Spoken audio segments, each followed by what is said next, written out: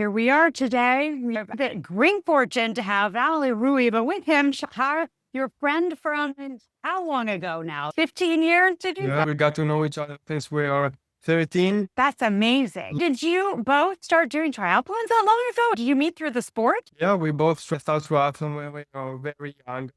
And we got to know each other over camps in Israel and races.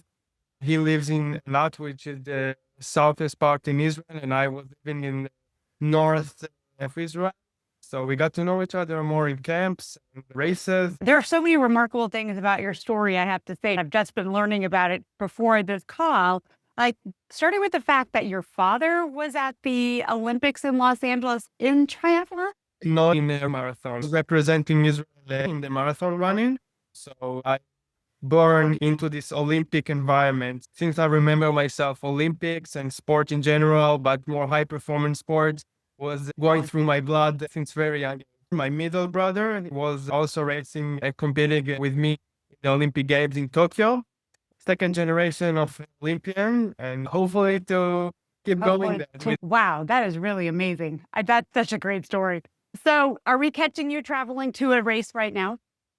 Yes, we are in between races. I mean, we was racing in the Ironman Pro Series 70.3 in Eagleman the other week. Next weekend, I'm racing in the World Cup in Mexico, which is a sprint distance, totally different story. This is more about the ITU, the world points.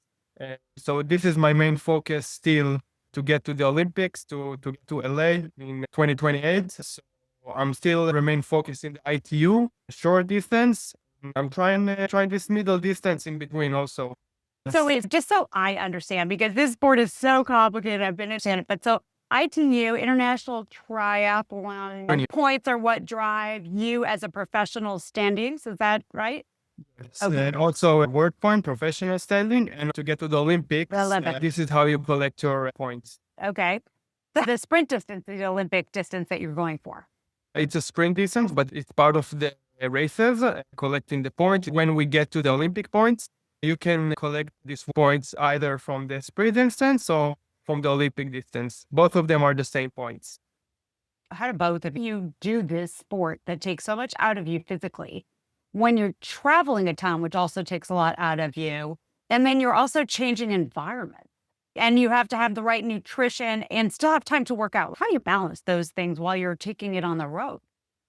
So I think it's experience and it's a learning process all the time. We start traveling, I think, where we were around 14, 15 years old for first race and camps and stuff like that. And I try to see how I balance also training, also nutrition, like you say, and the most important part is sleeping. Sleeping part is the most important part for the recovering. And when you also changing time zone, it's also very, very hard. I, in the last month, was in 3 different time zones. I've been in Japan, in China, in Israel, back in Israel, and then come to the US. So do you just keep a consistent structure with that? So you're waking up at the same time, doing the same workout, even though you're on a different time zone than you were yesterday? I'm trying to remain my routine, like in Israel. Keeping the same routine really helps me. If I need to take a sleeping pill to start my day properly, the day after I will do it. Routine is the key. A lot of liquid, water, electrolyte, keeps the body moving. Try not to stay sleepy. If I'm getting to the US or Japan, start to feel a little bit dizzy in the first couple of days, I will move, I will go somewhere, I will try to explore, even if I'm not that want to. Right. So I know I don't want to hear the answer to this question, but I have to ask it anyways. What time do you usually get to sleep, and how many hours of sleep do you get? I'm trying to go to sleep in my normal routine between 10 to 10:30, and I will wake up between 7 to 7:30. But of course, when I'm changing time zone, can be a little bit different. I probably wake up a little early or go to sleep a little late to push this jet lag. When I'm in my routine in Israel, I will go to sleep around 10:30 and wake up at 7:30. Right. That sounds so normal and healthy. And aspirational for some of us. How did you know that you would be able to compete at this level in this sport? Was that something recognized through your schools and training early, or something that evolved as you started racing? So like I said, my father is an Olympian also. And since I remember myself, everything was around Olympic Games. And I understood how important it is to be in the Olympics. You can benefit from that. So from very young age, I knew that I'm going to be in the Olympics. Just didn't know in which sport. My dad always told me, you can do whatever you want. 5K runner, 10K runner, 1500 runner. A lot of choice he gave you. Dude, he never pushed me. Since I remember, racing and training was around the house. Our family exercises, our family hobbies was to go to races in weekend and spend some time together. This is our quality time. So for me, when I was just starting triathlon and sport in general, it was just spending time with my dad, spending time with my brothers. Then it evolved for more high performance. But I knew all the time that I'm gonna be a high performance athlete. Like when we in the Jewish, when we turn 13, you get a big present at the bar mitzvah. It's a big present. So I choose to go to see the Tour de France and riding with them on the climbing mountains. Oh, Um, fantastic. so when you're 13 and this is your big present to go and cyclist in the Alpe d'Huez, I don't think it's very common present for 13 years old. So yeah, since I remember myself, sport and high performance and Olympics and everything around it was very common in our house. So I'm hearing you were a runner first and maybe a cyclist second. Am I right? No, I wasn't either of those. I was a hockey player. Okay. I was in judo. I Yeah. didn't run, I think, professionally until I was 14 or 15. Really? Yeah, my dad wanted to build me like the foundation, and he took me to all kind of classes to learn everything. I swam, I think, only 2 times a week. And I bike only mountain bike, not road bike. Only when I got to 14 or 15, I moved to a boarding school for sports, of course. And this is where I'm much more focused on triathlon, a triathlon program, training professionally. Did you know you were going to focus on triathlon before you got there? Yes, I was already competing in triathlon at first, and I knew this is what is my path in triathlon. But in the first, I was just moving there because a lot of my friends from the triathlon was living there, and they told me how much fun it is to live in boarding school outside the parents' house, and you can do whatever you want, training, and it feel like a dream come true. It's like all your training camp, and only at that time it got involved. I think until I was 18, I didn't have any results, no national results, not worldwide results, like nothing. You were training, you were competing, but you And just having weren't fun. placing yet. Yes, Having right, fun. exactly. Right, sounds like a dream. Though I think that there are probably some people who would not think the amount of training you did was such a dream. Which we still train a lot. Yeah.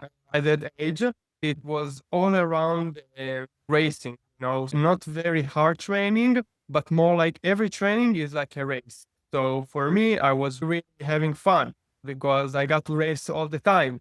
Interesting that they Yeah. did. For kids, my opinion is the training needs to be involving the racing part of you. To train racing, it's really hard when you're adult. And when you are young, the racing skills, it's much more easy to teach in that age. So you think they were training you to teach you the foundation of the sport to go for a longer term, right? They're training not just the physical side, probably had double workouts and things like this.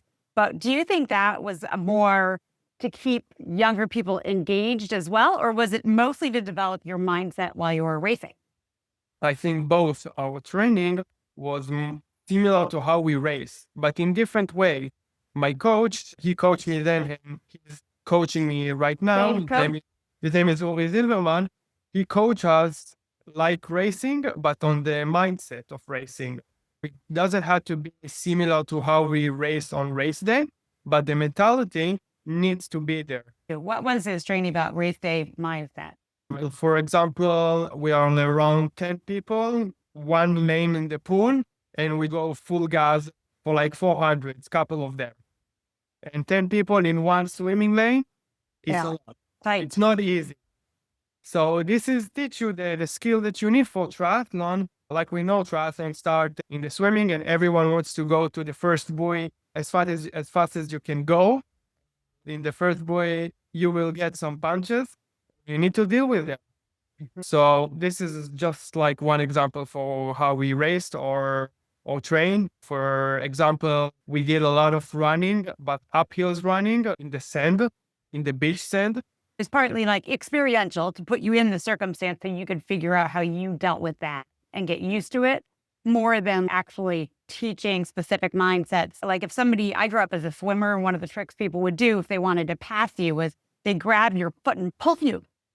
You'd go under, right? But not very nice. They didn't necessarily speak to how you talk to yourself when things get hard or things like that as much as really just throw you into it so you experienced it. Exactly. And you need to figure it out how to deal with it and improve your mentality through the process, through the training.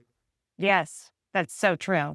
That's the hardest way to learn, right? But what do they say? You grow through what you go through. So any of those hard days stayed with you, like hardest workouts that you remember really made their mark on you? Yeah, I had a specific one. It was really early, around 4:30 a.m. The boarding school was near the beach. So we ran to the beach. It was only one. But then we got into the ocean and swim one way, 3K or 4K. We got out of the water after 4K in another city. Our bikes was waiting for us there. Okay. And we did a bike training, a hard one. And then we had to run back to the boarding school on the sand. So long morning, but mentality wise, it was the hardest for me in this young age to not know where you're going, how much you're going, but you had to do the workout and a lot of like equations that you don't know the answer for.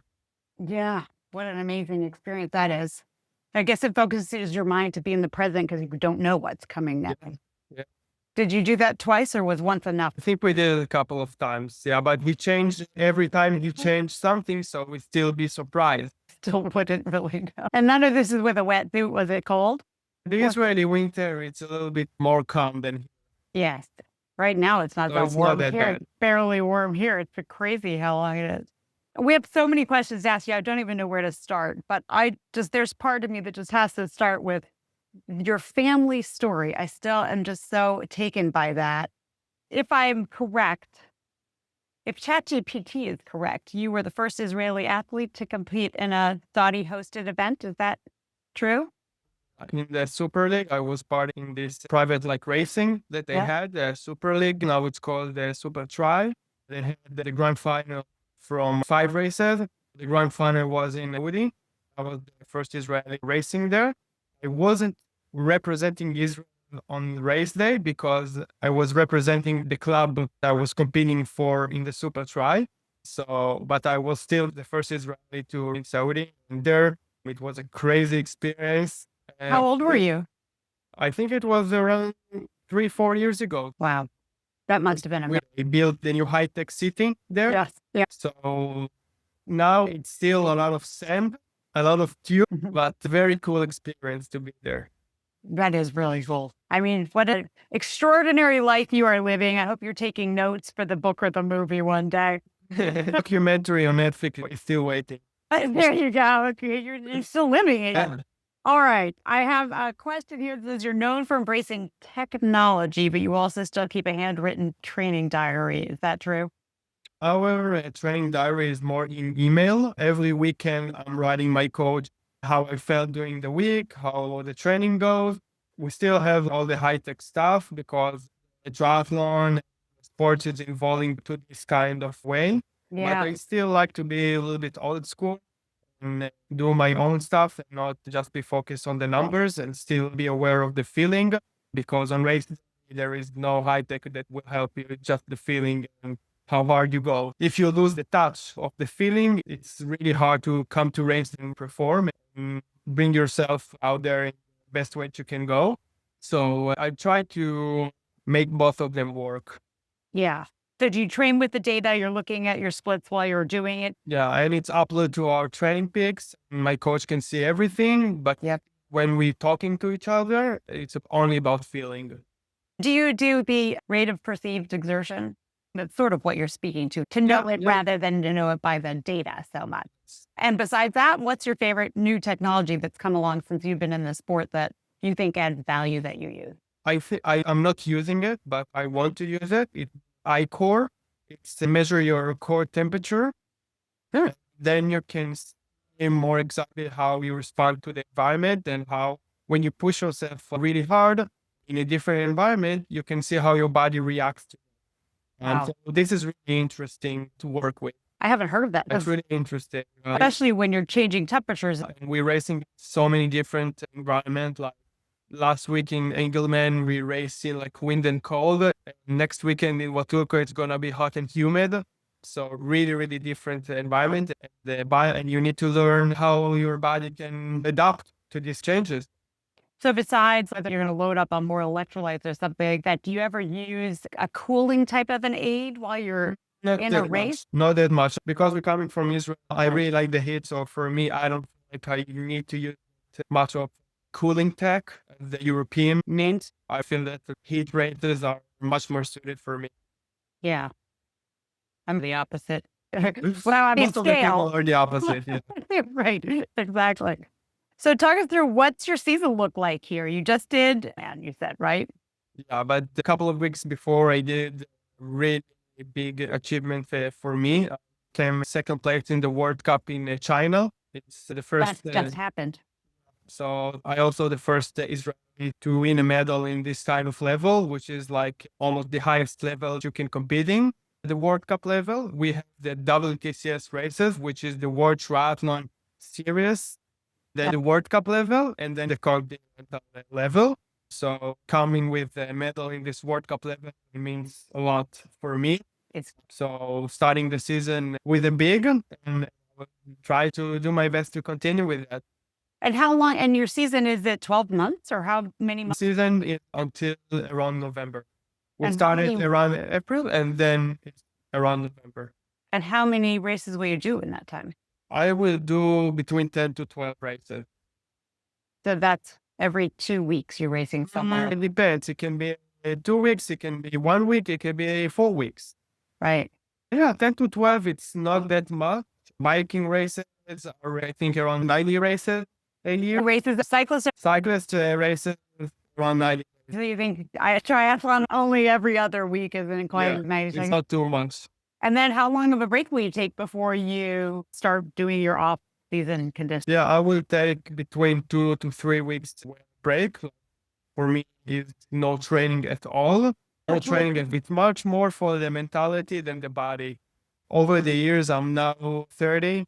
I feel like I really needed much more for, like I said, the mentality than the body. The body can handle a lot over the time, but the mind, the time to relax, really, really believe in a day off every week just for that, for the mentality break. Are you doing double sessions the other days? I'm doing between double and triple session every day. Triple session. Okay. And then you take 1 day off.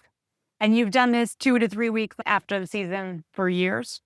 For years. Since I was 14, 15, I'm taking 2 to 3 weeks off. Wow. I tried After it. the games, I took off. That's great. Yes, absolutely. I need some time for myself.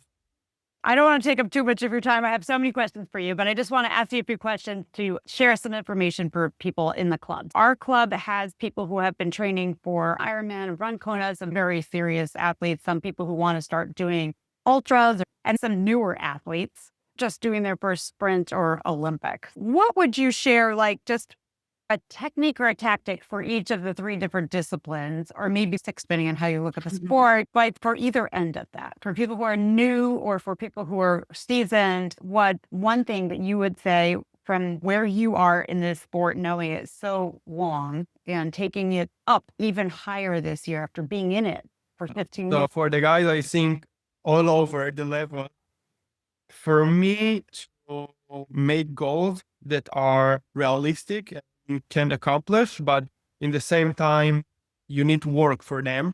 Not something that will come easy. I think this is like a really good key for stay long in the sport, because this sport, it's really hard to stay on mentality wise. The time that you need to put, it's 3 disciplines. It's really hard. Making goals that you will be happy to accomplish them, I think it's really, really important. This is what I will say also for 10 years old that ask me what to do, having fun. And remember, it's something that you need to be happy with, not a burden on you. So always enjoy the process, always enjoy the journey. The results, they come, they will not come. I think for me, that's why that's much time in the sport, because I really, really enjoy the journey. I really enjoy the time that I'm spending on races, on training. Here I am with Roy in the US, got to know new people. So for me, it's enjoy the journey. And the journey is long if you want to stay in this sport. So don't forget that. So it sounds like you have the key to avoid burnout. And that was one of my first questions, was just how you can stay in such a competitive, intense sport for so long. And it sounds like you just shared it, partly taking the time off year after year with the breaks, and Yeah. also always connecting to a part of it that you. For me, it's enjoy the journey and balance. Balance everything. Balance friends, balance wife, balance food. Everything that I need to balance to keep my mentality healthy. This is how I'll keep going in the sports. This is how I am in this sports for almost 15 years already, in this high performance sport. Have you had any injuries to overcome in that period of time? I think every 1 or 2 years I had an injury that I had to deal with. Not long ago, I was suffering from an injury that almost finished my career. Injury is part of the process. Injury is part of how you're becoming better. For me, when I'm injury, I'm saying to myself, how you being so good on training, this is how you need to be that good when you're injured. Keeping the same routine, be the best injury athlete that you can be. Do the thing you had to do, but it's part of the process. The body is becoming stronger after. I will tell you that for sure. Injury sucks, but you can still earn a lot of things for it. Two more questions and I'll let you go. One is diet, nutrition. Anything specific? Are you vegetarian? Are you not vegetarian? Do you never touch certain things? I'm eating everything. Like I said, with balance. I'm not really like focused in one thing. You can still see me eating McDonald's or stuff like that. Still, everything need to be in balance. I really enjoy what I'm doing to keep that going. I need to let myself go a little bit. The amount of time that we're training, we still need to eat a lot. Like I cannot eat enough the same way that I'm spending energy. So I still need to eat a lot. And I'm trying to keep the healthiest that I can be. But still, from time to time, you will see me eat stuff that are not that healthy. So What would that be for you? What is not that healthy? That's something that you would. he wants to take me to the best donuts in town. Okay, I'd agree that's not so healthy. I thought maybe you were going to say something really healthy that I don't usually eat myself. Oh, yeah. And And on the diet part, the hydration. It's the important part because hydration is, for me, the second most part in recovering. are you just drinking regular water? Or are you putting salt tablets or some type of Yeah, water and some from time to time electrolyte? Which ones do you like? using everything. I don't have a specific one. I'm using what I can get. But nothing. And sleep is the biggest thing you said. Anything else that you use for that? Are you an ice bath Sleeping. person? Sleeping is the most important part. Recovery, it's all about the sleeping. I will do a massage and of course therapy, physiotherapy. I have every week between 1 and twice physiotherapy, but the most important part for me is the sleeping part. I feel like when I'm having a good routine of sleeping, this is when I'm recovering the fastest. And your post-brace recovery? Hydration, protein a little bit, and keep going the carbs again after I lose plenty of that, and still going back to the sleeping part. Try to sleep as much as I can. It sounds like a dream set up to me. That sleep as consistently as that.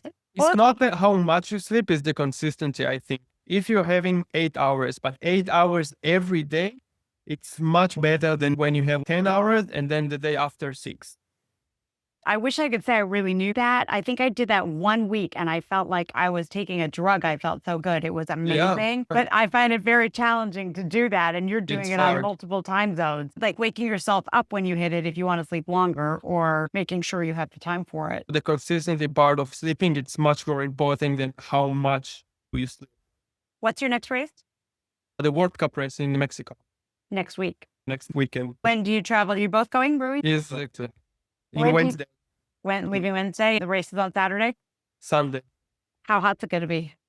Very hot and humid. Around Just like you 85. like it? For me, this is the way I like it. You too, Rui? Is that your ideal No, I race? prefer the cool, dry, the easy way.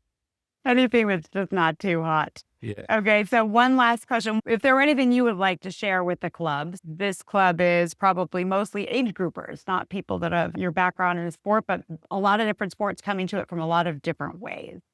I love the message that you have of take your time off, be realistic, but set hard goals, find something fun and enjoy the process. Injury being part of becoming better, I think was just a great line that I'm sure I will remember as I hit those injuries along the way. Is there anything else that we haven't covered? I think we cover pretty much everything. Triathlon, it's the best sport that you can get. You can get to do 3 things in 3 different environments. You can explore so much in each discipline. You can explore yourself in each discipline, and you can get better. It's a never-ending process. You can get better in the swimming, you can get better in biking, in running, in the fourth discipline, which is a transition for us. Yeah. There's so many things to get better on, so it's never-end process. That's why I like it so much. Yeah. Thank you so much for taking the time, and Rui for Thank setting you. it up and making this Thank you, happen. I Maria. really appreciate it. I wish we could do a workout with you guys one day. Well, good luck, both of you, this upcoming weekend. I'm sure we will be tracking it, and just Thank you. wonderful to meet both of you. And thank you so much for your time. Thank